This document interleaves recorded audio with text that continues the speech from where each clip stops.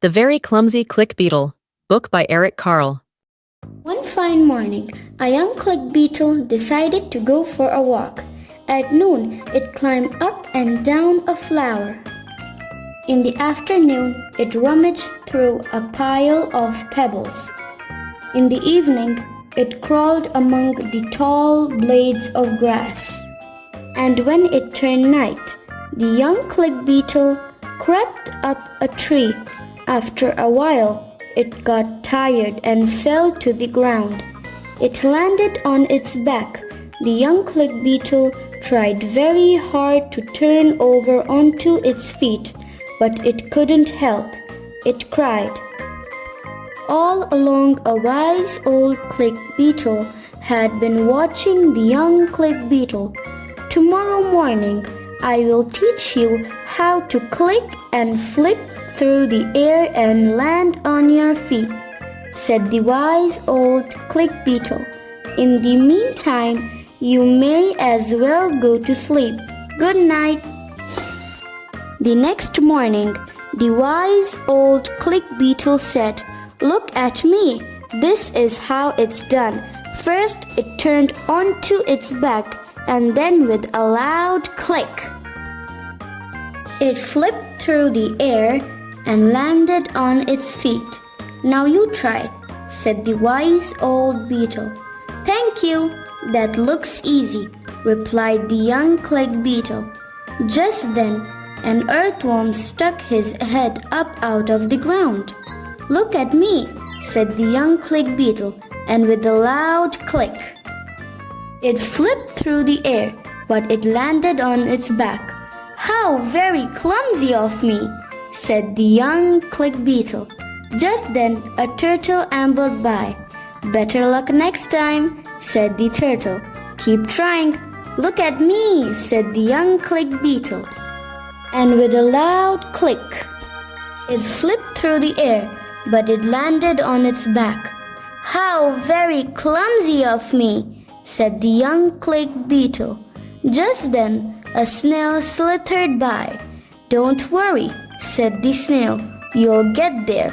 "Look at me," said the young click beetle, and with a loud click, it flipped through the air, but it landed on its back.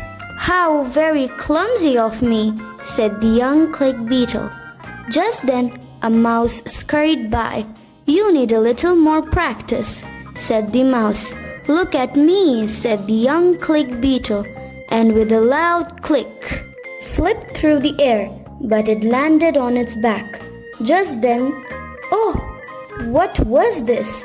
The young click beetle had never seen anything so big. It could not move. It was scared. "Quick, click and flip," cried the wise old click beetle who was watching. And the young click beetle clicked and flipped through the air, but this time it did 3 graceful somersaults and landed on its feet. "Look at you," shouted the wise old click beetle. "You have done." Mister Seahorse, book by Carle. Mr. and Mrs. Seahorse drifted gently through the sea. Mrs. Seahorse began to wiggle and twist this way and that. "It's time for me to lay my eggs," she said. "Can I help?" asked Mr. Seahorse. "Oh yes, thank you," said Mrs. Seahorse, and she laid her eggs into a pouch on Mr. Seahorse's belly. "I'll take good care of our eggs," said Mr. Seahorse. "I promise." As Mr. Seahorse drifted gently through the sea, he passed right by a group of trumpet fish hidden in a patch of reeds. But before long, Mr. Seahorse met another fish. "How are you, Mr. Stickleback?" asked Mr. Seahorse. "Delighted," replied Mr. Stickleback. "I just built a nest and right away Mrs. Stickleback laid her eggs into it. Now I am taking good care of them until they hatch." "Keep up the good work," said Mr. Seahorse, and swam on his way. As Mr. Seahorse drifted gently through the sea, he passed right by a lionfish hidden behind a coral reef. But before long, Mr. Seahorse met another fish. "How are you, Mr. Tilapia?" asked Mr. Seahorse. Mr. Tilapia couldn't answer. His mouth was full of eggs. I know, said Mr. Seahorse. "Mrs. Tilapia laid her eggs. Now you are taking good care of them until they hatch." Mr. Tilapia nodded his head. "You must be very happy," said Mr. Seahorse, and swam on his way. As Mr. Seahorse drifted gently through the sea, he passed right by a pair of flea fish hidden among the seaweed. But before long, Mr. Seahorse met another fish. "How are you, Mr. Curtis?"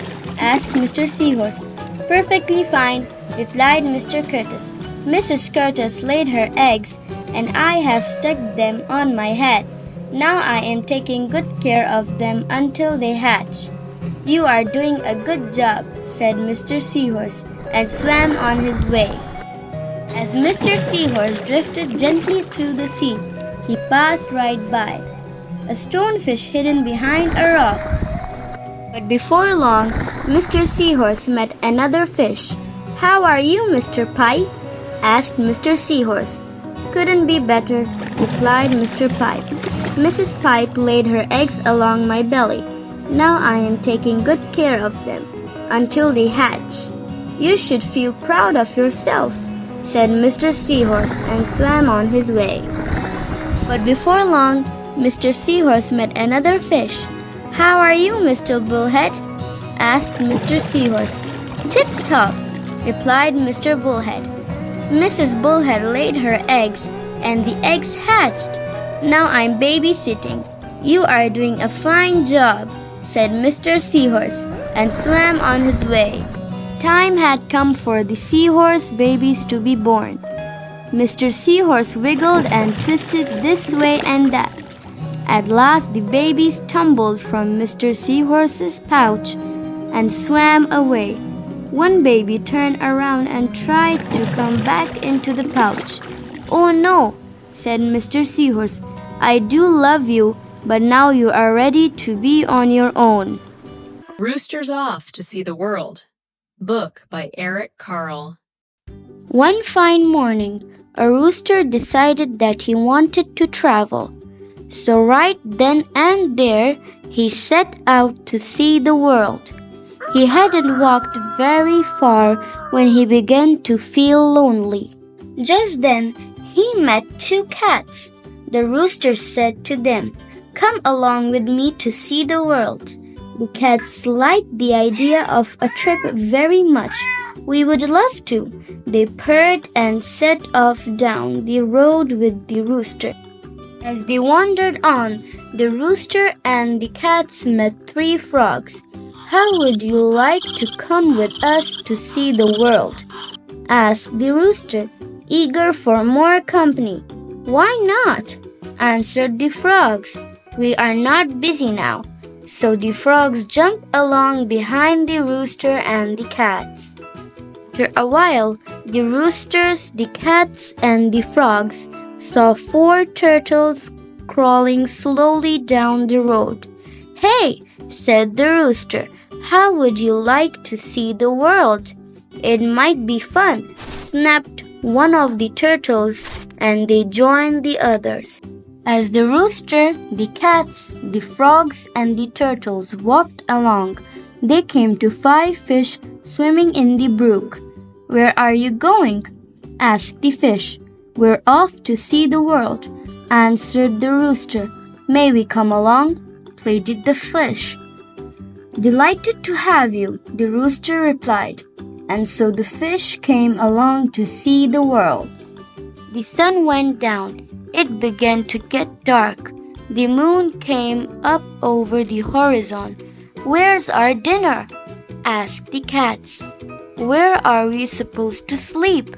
asked the frogs. "We're cold," complained the turtles. Just then, some fireflies flew overhead. "We're afraid," cried the fish. Now the rooster really had not made any plans for the trip around the world.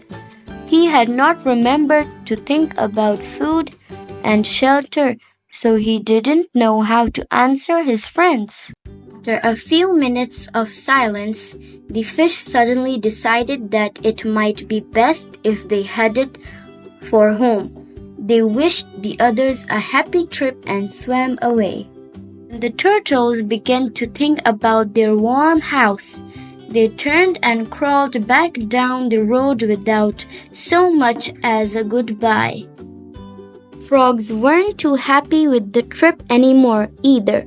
First one, and then the other, and finally the last one jumped away. They were polite enough, though, to wish the rooster a good evening as they disappeared into the night. The cats then remembered an unfinished meal they had left behind.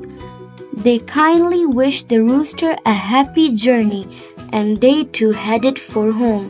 Now the rooster was all alone, and he hadn't seen anything of the world. He thought for a minute and then said to the moon, "To tell you the truth, I am not only hungry and cold, but I'm homesick as well." The moon did not answer, it too disappeared. The rooster knew what he had to do. He turned around and went back home again. He enjoyed a good meal of grain and then sat on his very own perch. After a while, he went to sleep and had a wonderful happy dream all about a trip around the world. The Foolish Tortoise. Written by Richard Buckley. Illustrated by Eric Carle. A tortoise, tired of being slow, impatient to get up and go, took off his large and heavy shell and left it lying where it fell. "Hooray!" he cried. "Now I have been freed. I'll see the world at double speed." Though faster, he was not express, and his protection was far less. So when he heard a hornet's drone, the tortoise crept beneath a stone. A hungry bird came swooping past. He looked so fierce and flew so fast. The tortoise hid behind some trees and felt quite weak behind the knees. "I don't feel safe, there's too much risk. If only I could be more brisk." He headed for the river bed. A fish swam up, the tortoise fled. Along his way our hero went, and almost had an accident. A snake with open jaws slid near. The tortoise backed away in fear. A hare, a hound, a horse raced by. So rapidly they seemed to fly. The tortoise gasped, sat goggle-eyed. "I'll never be that quick," he sighed. He wandered on. The sun rose high. "I wish I had more shade," he cried. A sudden thunderstorm swept in and soaked the tortoise to the skin. The wind rose up, and soon the breeze was bending branches in the trees. The tortoise shivered. "Now I am cold. I wish I hadn't been so bold. I think I have lost the urge to roam. I think it's time that I went home. Without my shell, I don't feel right." So when his shell came into sight, he climbed back in and said, "Good night."